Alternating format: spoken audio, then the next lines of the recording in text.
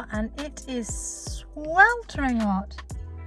Right, we're going to have a little chat. Let me open the window.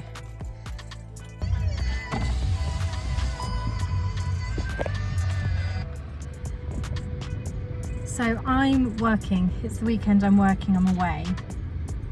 I want to have a little chat with you about mum guilt.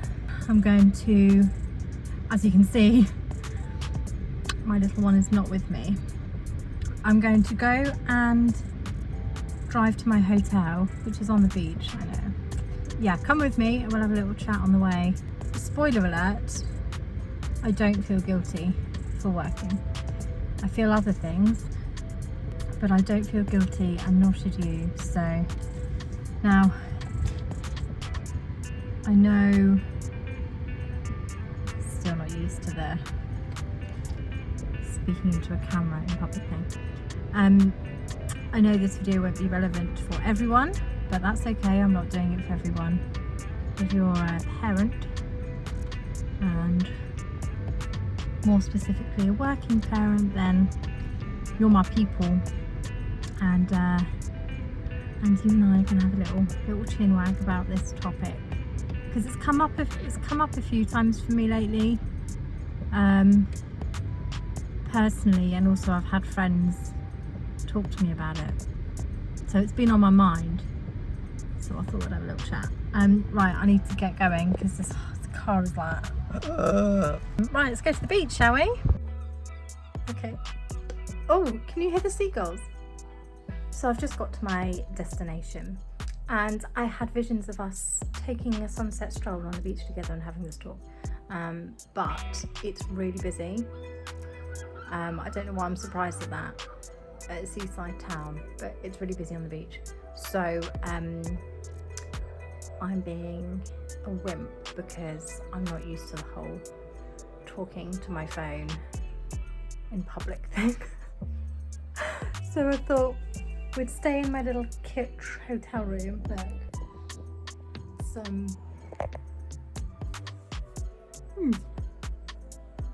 it's twee.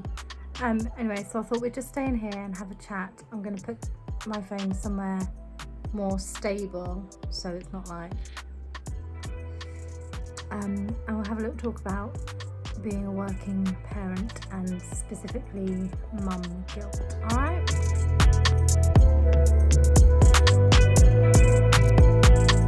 So, hello, thanks for joining me on the hotel room floor.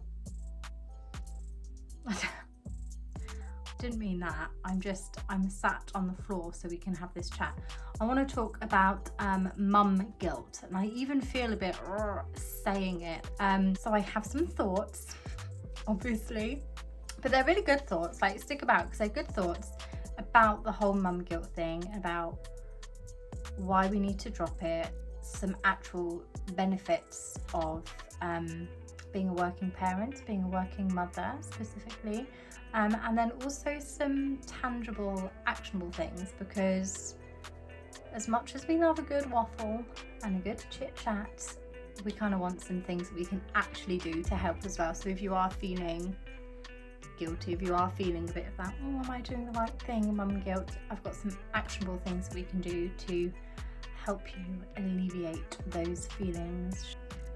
Okay, so I've been thinking about this a lot lately, partly because of my own circumstances. My child is soon to go from 4 days a week up to 5 days a week at nursery, because I'm going from 4 days to 5 days in my full-time job, soon to be full-time job, and therefore she has to as well. Now that does kind of trigger some automatic feelings of guilt, but I'm trying really hard to not make that guilt the kind of knee-jerk reaction, if that makes sense. I've also had friends of mine, well, one in particular, message me lately in a similar situation. Her little one is younger and just starting childcare, and she's like, oh, the mum guilt. And I just, for both of those reasons, I guess it was on my mind. I've been thinking about it lately. I think it's important to give yourself permission. In fact, I'm giving you permission, if you need to admit that you don't feel guilty. That's the thing as well. It's okay to admit you don't feel guilty. Like, I don't feel guilty that I'm a working parent. Sometimes I wish I could tip the balance a little bit the other way and spend more time with my daughter and less time working. Sometimes it's frustrating that I'm not a millionaire and that I can't just work exactly as and when I want to or need to. Do you know what I mean? Like, sometimes it's annoying, like I have to work because I have to earn a buck to keep the house running. I'd much rather just hang out with you and have fun all day. So it can be frustrating, it can be upsetting because you miss them, but that doesn't necessarily mean it's guilt. Sometimes it is, and it's a real thing, but I do feel like there's also a pressure on mums specifically, another point we'll get to, but I do feel like there can be a pressure to feel guilty if you're a working mum. I'm making that generalisation, like it's kind of expected that you have mum guilt. Ooh, I just want to be at home with my baby. Not everyone does, you know. Some people really want to work and really want to progress their career and really love their job. So if you are in that place, which I think I kind of am, at the end of the day, you've got to find a way that works best for you. It will be different for every parent. It will be very different for every child, different for every family, different for every workplace as well. And there's no right way and there's no wrong way. As long as you truly, at the end of the day, when you tuck yourself into bed at night and you have your warm milk and you close your eyes, as long as you can genuinely, from a real genuine place, think, I'm doing the best I can, then that's all you can do. And if you're confident that you have chosen the best way to manage it, then crack on, my dears.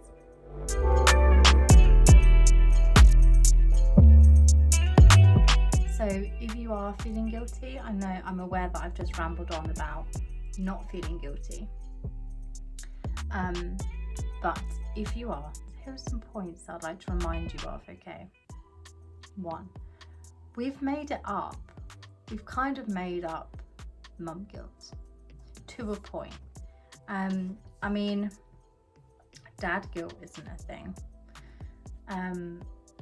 How many times have you heard the term dad guilt? I mean, I haven't. I googled mum guilt. Oh, where's my figures? Where's my figures? 304 million Google results. And I googled dad guilt and it gave me 62 million. So 62 versus 304 million. So there's quite a vast difference. My point is, as women, as mothers, we take the emotional burden, we take the physical burden, the emotional burden, the laborious burden, often the logistical burden of most stuff. Like, I know I'm aware that it's getting feminist now, but let's just remind ourselves that we're on this equality mission, okay? And actually, we don't need to feel guilty for trying to do the best for ourselves and our kids and our families.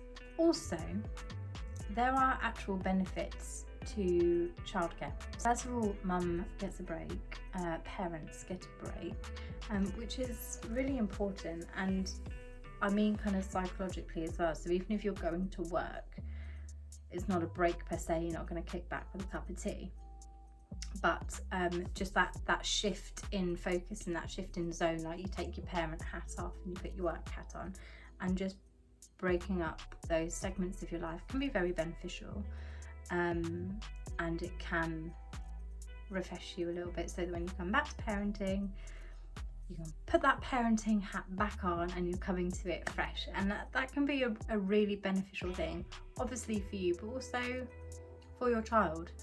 It's also a novelty factor for the kids, especially if it's your first child and they don't have siblings or cousins or friends, you know, when they're little.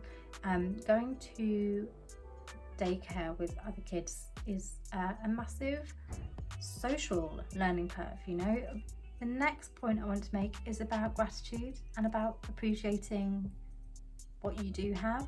I'm grateful that I basically had a year maternity leave and I managed to have a really decent chunk of time with my baby. Equally, on the other side of the coin, have gratitude for the work. Like, I'm so grateful that I have a job and I have a good job and that I am able to provide for us, especially now I'm a single parent. Finding the positives, you know, that's my thing. Find the posy vibes, little wins. But yeah, finding those positives in whatever situation you're in, focusing on the gratitude and being really genuinely grateful for whatever the situation is that you've worked out. My next point is about really making the most. If your mum guilt stems from working too much and putting your child in childcare, then my point is absolutely make the most of that time you have together. You don't remember the day-to-day, every day of the childcare or the school, but you do remember those special times in between and those quality times. So if every time you have the opportunity to spend time, how many times do I want to say time? If you have the opportunity, when you have the opportunity to have that quality time, absolutely just make the most. For me, that's little things as well, so it doesn't necessarily have to be go on a big expensive trip to Disneyland. It could just be really focusing in on the moment, putting my phone away and just really, you know, the couple of hours that I'm with my daughter after nursery, put the phone away, really focus on her. Let's snuggle up and read a book together. Let's sit together and eat dinner and really talk about what we're eating or whatever it is. I don't mean make the most as in make it extravagant and expensive and do loads of crazy things. Just really lean into it and really soak it in. My next point is about setting an example, and again, this is one that I tell myself often if I'm having those pangs of guilt or think seeing mum progress in her career and seeing mum working hard and seeing mum focusing on seeing mum also enjoying what she's doing. I'm talking about myself in the third person, but seeing your mum focused, dedicated, successful and really enjoying what she's doing, enjoying work and making the most of it and doing the right thing and being confident, that's really valuable. But there's also just the very logistical point of like earning money. If you're busting your ass off to go to work every day, probably the main reason you're doing that is to earn money, and that's really important. Like, money is energy and we need that. Money is a fundamental part of life. We can't survive without it. I mean, although I did see a really good documentary about a guy who just gave up money. It was so interesting. He was like, just gave it up. Tangent. It was really interesting. He just decided, he was like, I'm just going to give up money. Just gave it up, just gave it all away, moved to a cabin in the woods. It was really fascinating. Ironically, he then wrote a book about it, which made loads of money. You're going out, if you're earning money to create an environment and a life for you and your child, then that's amazing. That's a really, really important and valid point. My final point before I go and chop all this annoying hair off is there's literally no point in guilt. It's a redundant emotion, that there's no use in feeling guilty, you know. The only kind of useful thing, I guess, is if it provokes an action. If you're feeling guilty and it provokes you to do something, if you smacked someone in the face and you felt really guilty about it, if the guilt provokes the action to apologise, then that's a good thing. But I mean, you can do the positive action without the guilt. Drop the guilt. If you've settled on your situation because that's what you've decided is the best for you, or that's the only option available to you, then mama, you're doing the best you can. You really are. And you got to drop the guilt, because it's redundant. Beyond those two things, if you're not going to change it, or if you can't change it, there's no point in feeling the guilt, unless the guilt's going to trigger a change in behaviour or a change in action. Then there's no point in just feeling guilty. Do you know what I mean? Okay, kids. Okay, the hair's going up. I've had enough. Here are some actual tangible things. Actionable things, not tangible. Doesn't tangible mean like you can touch it? No, that's tactile. Tangible. Here are some actionable things that you can actually do. One is like either save this or rewind it and write it down, or make your own list, or if this has triggered some ideas or triggered some thoughts, brain dump it, write it down, make your own list, use my list, find another list, get a list of these points of why you need to drop the mum guilt. Save them in notes in your phone, stick it on the fridge, whatever you need to do. And if you're feeling a bit crappy about it, just refer to your list and just remind yourself of these points, or the points that you come up with yourself, rather than just letting your brain whir around the guilt and whir around the negative thoughts. Action 2 is to lower your cortisol levels. Cortisol being the hormone associated with stress. It's often called the stress hormone.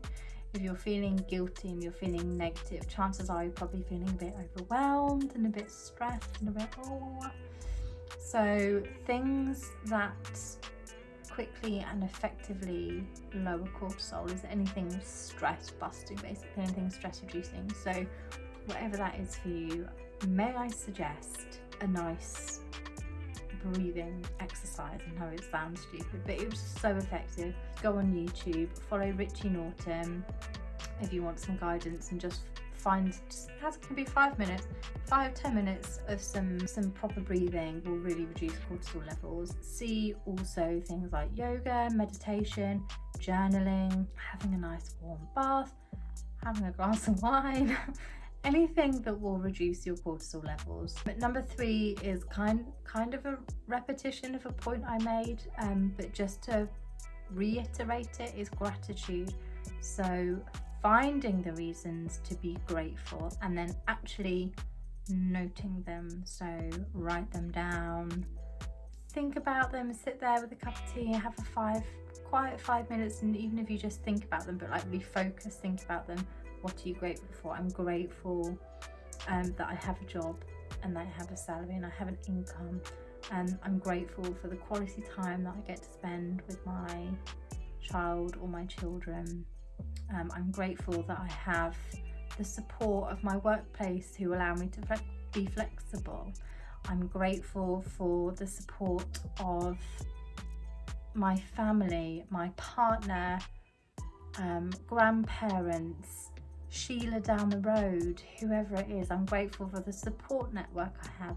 I'm grateful to myself for being this self-aware. I'm grateful that my child or my children are so resilient, whatever it is. I'm giving you tons of examples, but clearly there's always positives, and there's always things to be grateful for. Number 4, talk it out. If you're feeling really rubbish, call a friend, speak to your partner, speak to your parents, speak to a professional if that's what you want to do, if that's what you need to do. Number 5 is to actively make the most of your time. If you can find ways to really capture the time that you have with your kids, so take photos and get them printed and make a photo album, keep a diary, so we did this today, we did that today.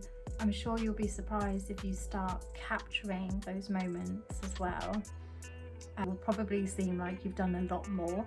If you keep a diary and you keep a diary of everything you do with your kids and how you feel and how they felt and all that kind of stuff, I bet you'd read it after a year, like, God, we did loads. You know, I think I think time has a funny way of making it feel like it's all whizzed past and nothing's happened, but I bet if you logged all those special times that you had with your kids. It was a rainy day, so we didn't do much, but we read Postman Pat, and then we had 2 sandwiches in the den, and then we potted around the garden, whatever. You probably would forget that day ordinarily, but if you logged it, if you took a photo of that day, or if you made a little video, or if you journaled about it, you'd look back and you'd think, oh, you know, we have done an awful lot together. It will probably help future you feel like actually you have spent more time together. My last and very important actionable thing is to be very, very kind. Please be very, very kind to yourself and to other people. Be kind to yourself, drop the guilt, you're doing your best. Give yourself a hug, give yourself a bit of self-love. Not like that, although that would probably lower cortisol levels, just saying.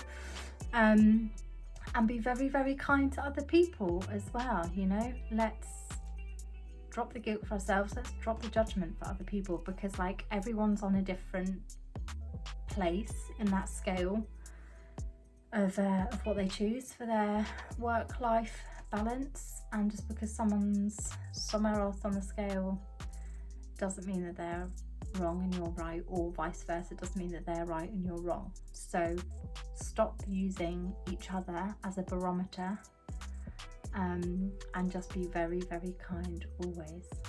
I hope that that was in some way useful. I fear it won't be, but I really hope it is. And you know, if nothing else, I think it was kind of useful for myself, just to, because I've been thinking about this topic, been thinking about mum guilt, and I think just the action of spending a bit of time kind of brain dumping. Look, oh hang on, I'm going to show you my notes again. Just the action of kind of did you see that? Shoved in my nose. But yeah, just the action of like brain dumping some thoughts and trying to structure this video a little bit. It's kind of, it just made me consider some things. It's just made me consider some things. So yeah, just spending a bit of time thinking about it has been useful for me. So I hope it's been useful for you. And yes, let me know what you think. Please, you know, leave me a comment. Do you feel guilty as a parent? What do you think about the whole mum guilt, dad guilt thing? Have you found something that works for you in terms of your child and home life balance? Are you a full-time stay-at-home parent? Are you a full-time worker? Are you somewhere in the middle? Let me know. I'm really curious. Open to have a chat. Yeah, leave me a comment or get in touch on Instagram, and happy to have a conversation about it. Right, I am going to dump all this footage on my laptop and then go a little walk on the beach. Do you want to come?